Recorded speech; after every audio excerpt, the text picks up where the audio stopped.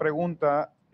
Usted esta semana retomó una obra escrita que es El Gato Pardo. Ha hablado del gatopardismo, esta obra escrita por un italiano, Giuseppe Tomasi di Lampedusa. En esta obra, presidente, hay una premisa principal que es: hace falta cambiar todo para que no cambie nada. ¿A qué voy con esto, presidente? En días recientes, con este tema que usted puso y que se ha estado analizando con base en las elecciones sindicales del Sindicato Nacional de Trabajadores Petroleros, muchos sindicalizados han tenido algún interés en una democratización desde el sindicato de electricistas, de ferrocarriles, de maestros, de salud, etcétera. Entonces, presidente, mi pregunta sería: ¿usted haría un llamado para que todos los sindicatos puedan ser democratizados? Porque pues se sigue viviendo este charrismo sindical con diversos líderes que ya llevan bastantes años ahí y que literal podría ser un paralelo del porfiriato, pero en estos gremios sindicales. Entonces, presidente, mi pregunta sería: ¿haría un llamado a la democratización de todas y todos los sindicatos? Gracias. Sí, y es un proceso de democratización que se tiene que ir consolidando. Antes no había democracia. Bueno, por siglos no hubo democracia en nuestro país, siglos sin democracia. No tenemos, desgraciadamente, costumbre, hábito democrático. Tenemos que limpiar el camino, desbrozar el camino para hacer realidad la democracia. Y eso lleva tiempo. Yo siempre recuerdo la anécdota de cuando triunfa la revolución y habían peones acasillados, había esclavitud.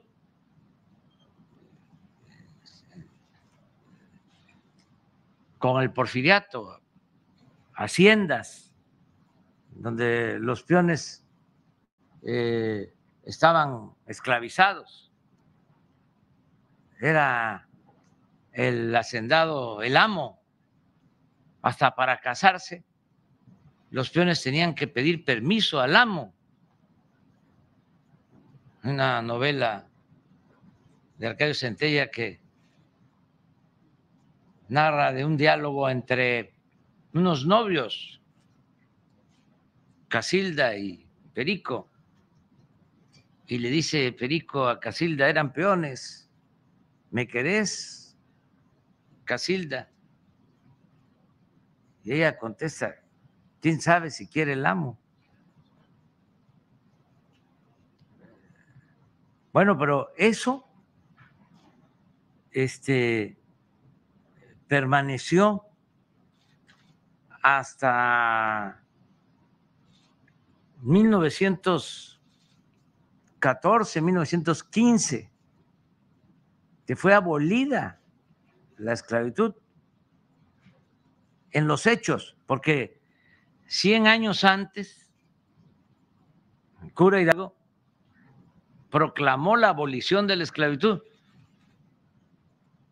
pero no se llevó a la práctica. Durante todo el siglo XIX hubo esclavitud.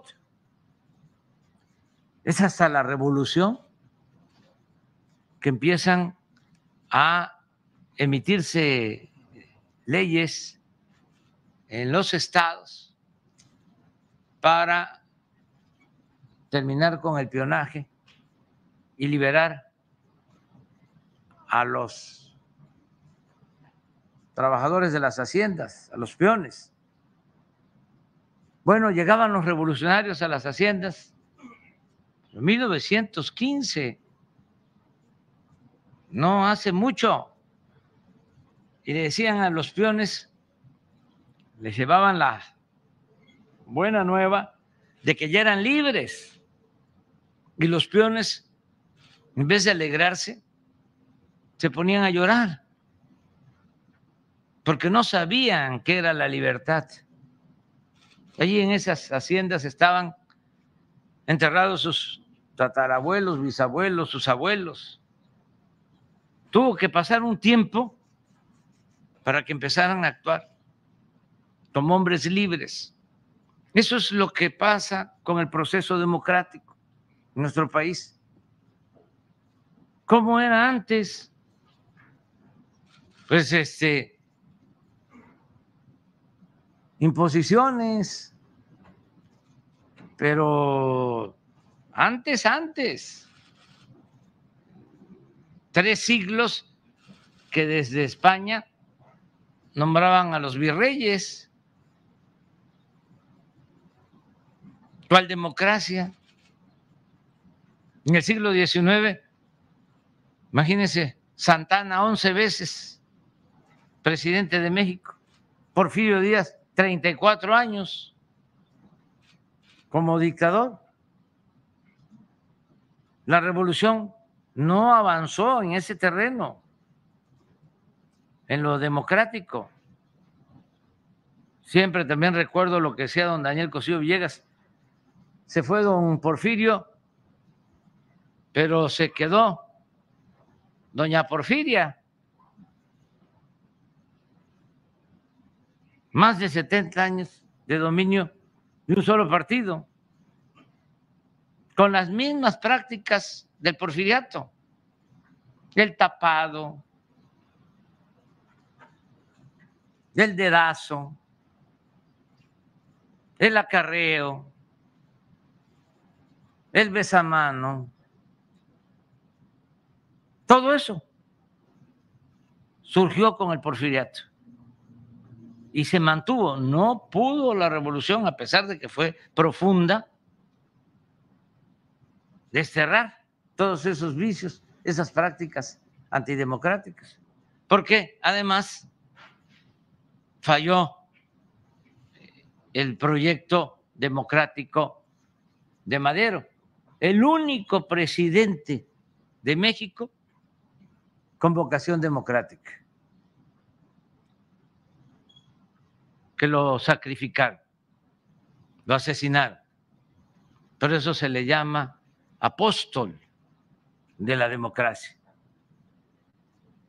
Entonces, apenas estamos dando los primeros pasos en materia democrática. ¿Cómo era acá en Baja California? Bueno, antes de ser Estado, presidente designado.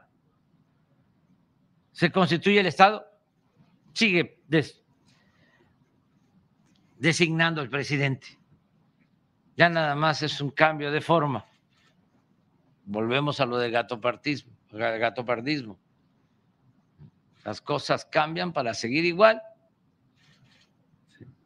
Pero eso viene también del porfiriato. Es respetar la Constitución en la forma para violarla en el fondo. Porque con Porfirio Díaz siempre habían elecciones. Claro, no llegaba nadie a votar.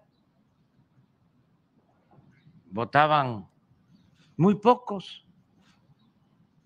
Y los encargados de la casilla hacían el trabajo. Bueno, pero esto todavía era vigente, esto para los jóvenes, hasta hace 20, 30 años. Se abrían las casillas, llegaban unos cuantos a votar. En algunos casos eran militares, empleados del gobierno, las monjitas. Ya a las 12, 1 de la tarde, ya no llegaba nadie, como eran los mismos que manejaban las casillas, hasta era costumbre decir, bueno, ya, vamos a empezar a trabajar y a rayar boletas y a hacer los paquetes. Acuérdense, vieron presidentes de la historia reciente que ganaban con el 90%.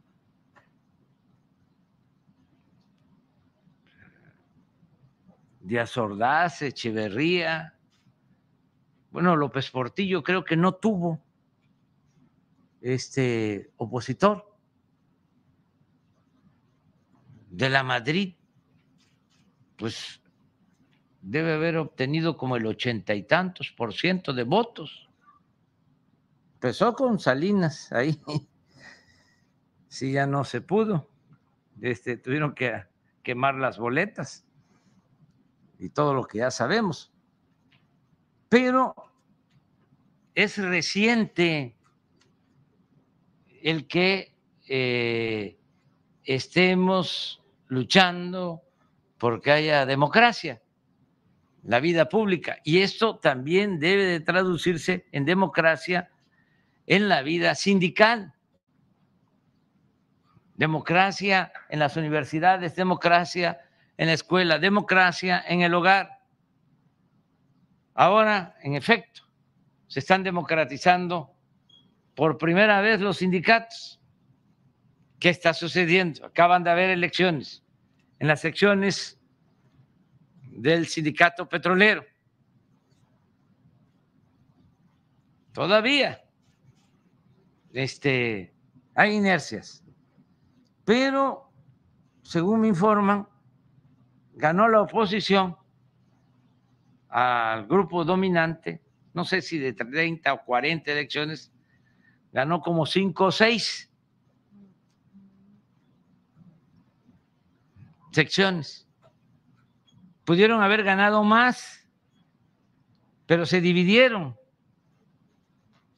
Yo nada más estoy comentando esto porque los trabajadores son los que tienen que decidir, pero es importante que se sepa. Antes, ¿qué sección ganaba la oposición? Ninguna, porque no había voto secreto. Tenían que mostrar su ficha para ir a votar y ahí estaban apuntando. Entonces, ya fueron 5 o 6. Es un avance. Y que me dicen, volvieron a quedar lo mismo. Pues sí, pero lo tienen que decidir los trabajadores. Los caciques duran hasta que el pueblo quiere. Juárez usaba mucho una frase de Hidalgo que decía, el pueblo que quiere ser libre, lo será. ¿Qué les recomiendo a todos los que quieren de manera sincera, auténtica, la democratización en los sindicatos? Que sigan luchando, que a veces no es a la primera. Lo importante es seguir adelante. Y lo otro, si consideran que hay un grupo hegemónico fuerte, pues no se dividan. Ya no debería yo estar hablando de esto, pero es muy importante lo que está sucediendo, porque nosotros lo que estamos garantizando son condiciones para que sean los trabajadores los que decidan. Ya no es el gobierno el que va a poner al líder de un sindicato, son los trabajadores los que tienen que elegir a sus representantes con absoluta libertad. sin presiones, sin entrega de dádivas, sin entrega de dinero o sin amenazas. Pero hay que darse una sacudida en lo mental. Por eso hablamos de la revolución de las conciencias. No seguir pensando igual. Y también los nuevos dirigentes que no estén buscando quedarse en los cargos para hacer lo mismo. Caso de los sindicatos petroleros, sí, a ver, voy a buscar que ya no sean los mismos, pero yo voy a seguir